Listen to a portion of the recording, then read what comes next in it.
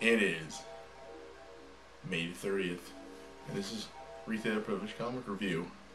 My name's Jared Whitaker, contributor, HandlesOnPages.com, manager of Superfly Comics and Games in beautiful Yellow Springs, Ohio, rap guy, JFX316, find out about it, and busy all the time. I got things happening. We've been doing this for a month.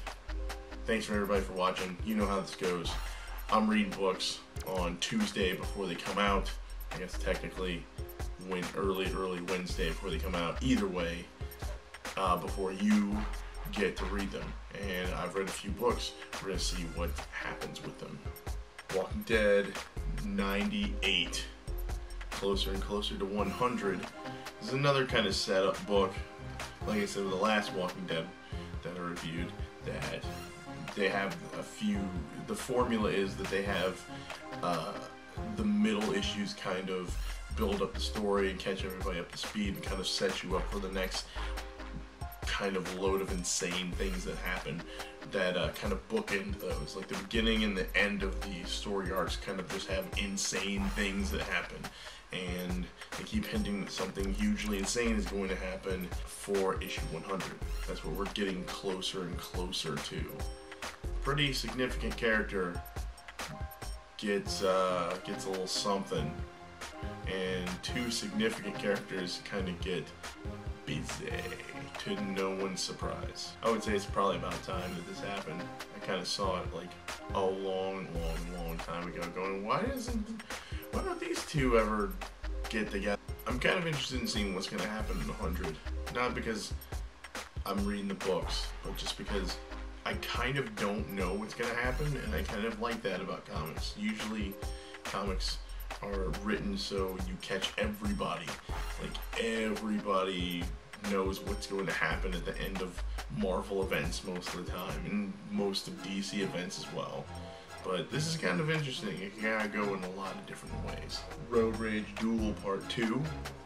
The thing about Road Rage is that basically it's Sons of Anarchy.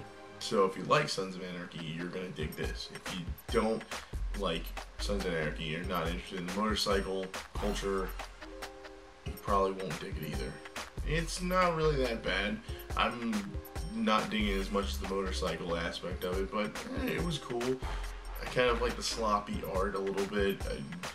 Usually, I'm not too big of a stickler on kind of just smudgy, weird art, but when they have like such a kind of gritty and gross story, it really kind of adds to it a whole lot. I'm not really mad about it. It really has like a kind of early era PS3, everything's gray or green or dark brown kind of thing. Ravagers, #1. I didn't really have so much of a good time with this because I haven't really been digging Teen Titans either, but I figured I'd give it a shot, and it's another teen book of people that I don't really care about. It's not bad, it's just kind of not my thing, but I gave it a shot. It's a #1. I try not to just write off #1s. You wouldn't stop reading a book in the first chapter, so why stop reading a comic in the first issue? Give it a few. Maybe it'll turn around, maybe something will happen and it'll be cool. Maybe it won't be cool and I can just quit. I don't know. Right now it didn't really grab me, but we'll see. The last issue of Bomb Queen for this miniseries, coming out from Shadowline Image. I think I'm the only person who likes Bomb Queen on Earth. All of my friends think I'm an idiot for liking it, and I like it because it's ridiculously crass. I like it because it's intentionally over-sexualized. It's ridiculous. And it doesn't take itself seriously. It's meant to be fun and childish and, you know, immature, and it's all those, and it's still fun.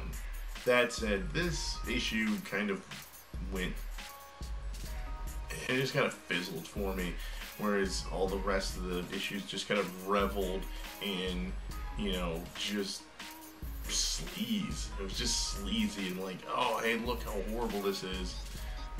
And, you know, you just had fun with it. You know, never mind the Shadowhawk's not a very interesting character to me, but whatever. Bomb Queen will be back and smutting it up, and I'll probably read that one too. And another number one is Grim Leaper from another Shadowline book. It's an interesting premise. It's basically this guy gets killed by a truck cutting his head off, and he basically relives his death, but he comes back as a different person every time. It's like Quantum Leap, except with dead people. Like a lot of Image books, their premises for their new books are always super insane, and that can hook you at the beginning, and sometimes they can end up being really, really cool, like Morning Glories, or with Hardcore. Hardcore was a really interesting new book, or Manhattan Projects, or Saga, or they can kind of fizzle out like a lot of other Image books. The concept is cool. We'll see if they can keep up the interest level as it goes on. It's definitely worth a look because it's such a different idea of a story. American Vampire by Scott Snyder, number 27. I like this story arc because it kind of takes a very uncomfortable time with the protagonist being black in the 70s and having to deal with a little bit of the racism. They dropped the N-bomb in the last issue, and I kind of lost my shit. Like, oh, this is gonna get serious, huh? I like how the character being black is dealing with kind of racism while he's being a vampire, dealing with werewolves. It just seems like a whole lot's going on in here, but it really does work, and it really is interesting. And it always surprises me with American Vampire, like all the places and eras that they go to where they work vampires in, and it never seems shoehorned. It always seems very, very real, to the point where you go, oh yeah, well, I could see that happening. You never go, werewolves, really? Vampires? Vampire greasers? Really? A little bit of a setup book too, but there's a lot of action towards the end of it, and things get real. Then we have Batman Annual number 1, the introduction of Mr. Freeze in the new DC 52. What I've liked about the new 52 books is that they're reintroducing characters, and they're kind of putting them in a different light that I had never really seen them in, especially Batman with the Penguin miniseries. Like, the Penguin really seemed like a relatable character, and as in having kind of relatable problems and issues that I could understand. Before, he was just like a fat guy who had a thing with penguins.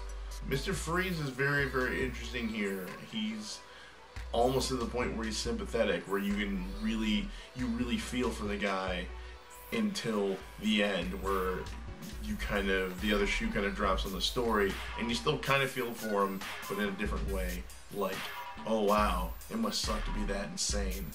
Penguin shows up in this one too, and I like his character, it's cool.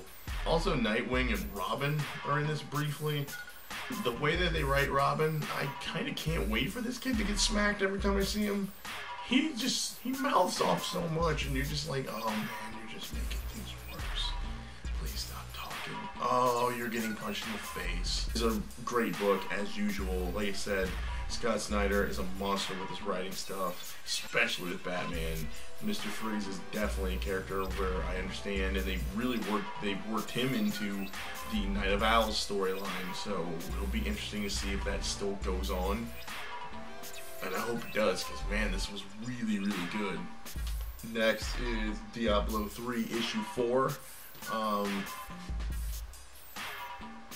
Yeah, Diablo 3 is out now, so I kind of don't care about reading this anymore. last but not least, holy crap, it's Teenage Mutant Ninja Turtles issue 10. The cover says it all. Shredder's back. Shredder's been formally introduced into the new Ninja Turtles, and this issue is pretty awesome because it's the Shredder, and the Shredder hardly has lines in it at all. He's just imposing, and it's just amazing how they write this and make him such a scary character without making him like say ridiculous things. He's just kind of stoically there, and he's like serious. He's so far away from the cartoon versions and the movie versions where it actually kind of freaks you out at how little he's saying and still having such a commanding presence. Another cool thing is they kind of introduce some movie aspects. The Ninja Turtles have been dealing with the Mousers, which is a very interesting aspect of it, of the original story, because Baxter Stockman had a pretty significant role in it, and they've abandoned the sewer layer and now they're looking for a new place, and the new place is going to remind you very much of a place that was in the original Ninja Turtles movie, the live action movie, and that was really cool. It was like, oh man, so they're not only drawing from the cartoons, they're drawing from the comics, and now they're drawing from the movies too. So that's cool. As somebody who really liked the live action Ninja Turtle movies, that was a really good fan moment. And the ending of it really, you knew some heavy stuff was about to go down in the next issue. So it's the Shredder, man. The Shredder's back. Awesome. Normally I would have some more stuff to read too, but we got shorted a few things, and to be honest, there wasn't a whole lot of stuff that came out that really popped for me. I'm kind of keeping it short this week. Like I said, I hit some of the interesting ones, I hit the ones I thought was cool. Really appreciate everybody sending comments and messages. It's really, really cool. I didn't know so many people were out there watching, so thank you, man. That's cool. If there's a comic you want me to check out next week, if you like the books that I'm reading, if you don't like them, why? Tell me why. RG, are you excited for the Shredder to be back? Because you should be, because the Shredder is awesome. Drop me an email, jwhitaker@panelsonpages.com.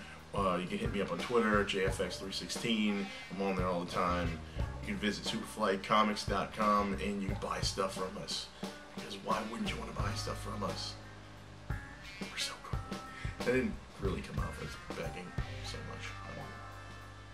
Maybe it did a little bit. Anyway, my name's Jared Whitaker. It's late at night. I'm going to get this video up.